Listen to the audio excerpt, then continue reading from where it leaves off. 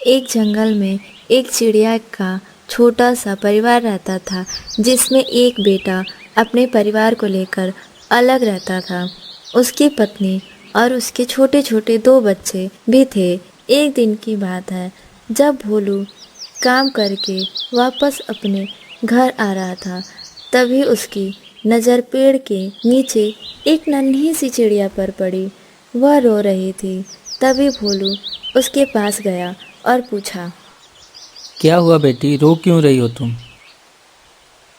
तभी नन्ही चिड़िया बोली, मेरे मम्मी पापा नहीं रहे, वह कार एक्सीडेंट में मारे गए और मेरी चाची ने मुझे घर से निकाल दिया। यह बोलकर कि तेरा खर्चा कौन उठाएगा, जा निकल जा मेरे घर से। अब मैं कहाँ जाऊँ, मुझे कुछ समझ में नहीं आ रहा है। तुम्हारा नाम क्या है? टूनी। कोई बात नहीं बेटा, तुम मेरे साथ मेरे घर चलो।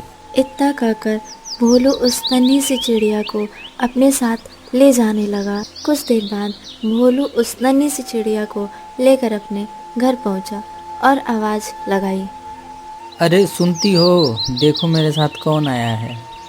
तभी उसकी पत्नी बोली, हाँ हाँ, आ रही हूँ। थोड़ी देर बाद उसकी पत्नी लुस्सी बाहर आई। फिर भोलू बोला, ये नन्ही सी चिड़िया अब हम सबके साथ रहेगी। खुद के बच्चों का ख्याल तो रखा नहीं जा रहा तुमसे, और तुम दूसरों का बच्चा उठा लाते हो। भोलू ने प्यार से अपनी पत्नी को समझाया और सारी बात बताई। फिर उसकी पत्नी सोचने लगी, इसको भगा भी नहीं सकती, इसको अपने साथ रख के खूब काम कराऊंगी, फिर ये खुद ब खुद भाग जाएगी। यह सोचकर लुस्सी मान जाती है और नन्ही चिड़िया को अपने घर के अंदर ले जाती है और अपने बच्चों से मिलवाती है। फिर अगली सुबह भोलू रोज के भांति काम के लिए चला जाता है। उसके जाते ही लुस्सी उस नन्ही चिड़िया को बुलाती है।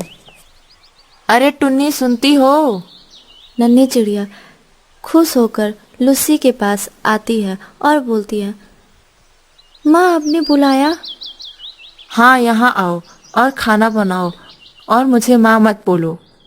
यह बात सुनकर टुन्नी दुखी हो जाती है और खाना बनाने लगती है और सारा काम करते अपनी मम्मी पापा को याद करके रोने लगती है।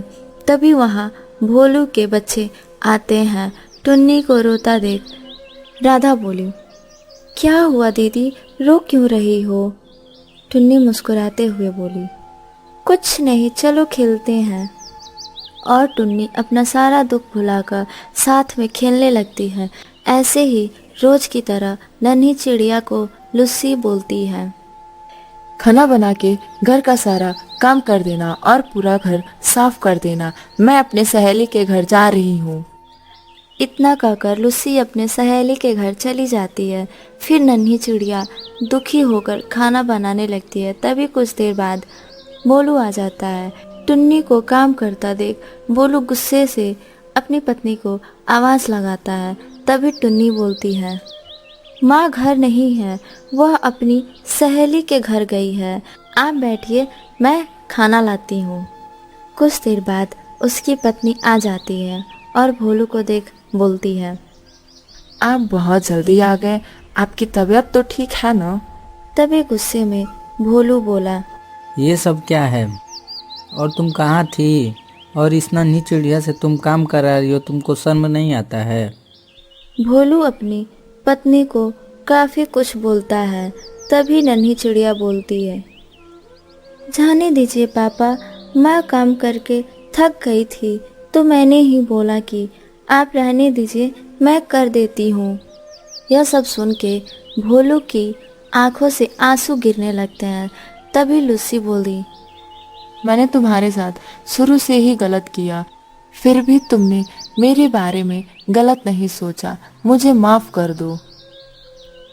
कोई बात नहीं माँ, अपने घर का काम करने में कैसी शर्म, ये तो मेरा ही घर है ना। उस दिन के बाद लुस्सी टुन्नी को अपने बेटी जैसे मानने लगती है और सभी प्यार से रहने लगते हैं। कभी भी किसी लाचार व्यक्ति के साथ गलत व्यवहार नहीं करना चाहिए।